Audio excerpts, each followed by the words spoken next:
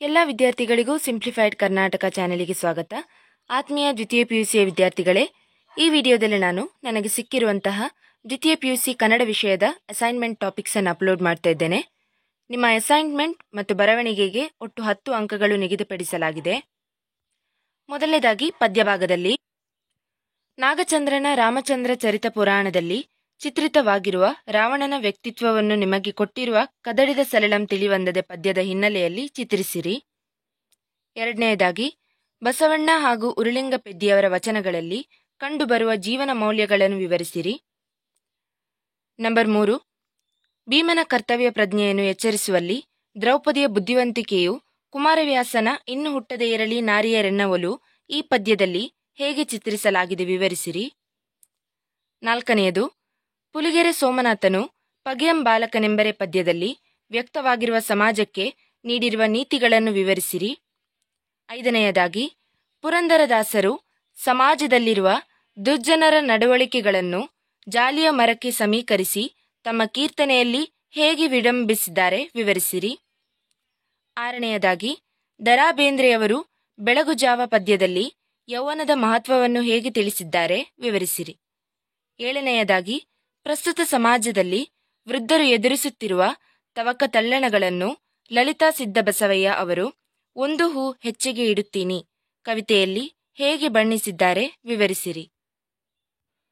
ಇನ್ನು ಗದ್ಯ ಭಾಗದಲ್ಲಿ 8ನೆಯದಾಗಿ, ಮಾನವ ಕೇಂದ್ರಿತ ಅಭಿವೃದ್ಧಿಯು ಅರಣ್ಯ ಹಾಗೂ ವನ್ಯಜೀವಿಗಳ ವಿನಾಶಕ್ಕೆ ಕಾರಣವಾಗುತ್ತದೆ. ಈ ಮಾತನ್ನು ವಾಲ್ಪರೈ ಅಭಿವೃದ್ಧಿ ತಂದ ದುರಂತ ಪಠ್ಯದ ಹಿನ್ನೆಲೆಯಲ್ಲಿ ಚರ್ಚಿಸಿರಿ.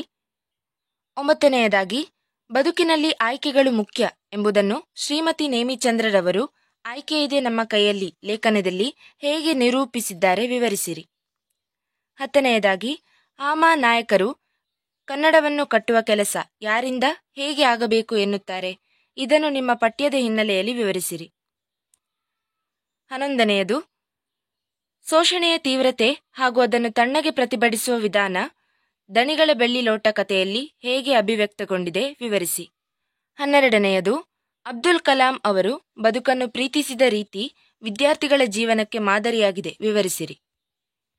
ಇನ್ನು ಕೊನೆಯದಾಗಿ ದೀರ್ಘಗದ್ಯ 13ನೆಯದು, ಪೂರ್ಣಚಂದ್ರ ತೇಜಸ್ವಿಯವರ ಬದುಕು ಬರಹವನ್ನು ಕುರಿತು ಒಂದು ಪ್ರಬಂಧ ರಚಿಸಿರಿ. 14ನೆಯದು, ಕೃಷ್ಣೇಗೌಡರ ಆನೆ ಕಥೆಯಲ್ಲಿ ಆಗಿರುವ 5 ಜನರ ಸಾವಿಗೆ ಆನೆ ಕಾರಣವೇ ವಿಮರ್ಶಾತ್ಮಕವಾಗಿ ಬರೆಯಿರಿ. 15ನೆಯದು, ಕೃಷ್ಣೇಗೌಡರ ಆನೆ ಈ ದೀರ್ಘಗದ್ಯದಲ್ಲಿ ಬರುವ line man Durgappa, forester Nagaraj, post man Jabbar, stock man Puttaiah, telephone Tippanna ಇವರ ತವಕ ತಳ್ಳಣ ಹಾಗೂ ಆತಂಕಗಳನ್ನು ವಿವರಿಸಿರಿ.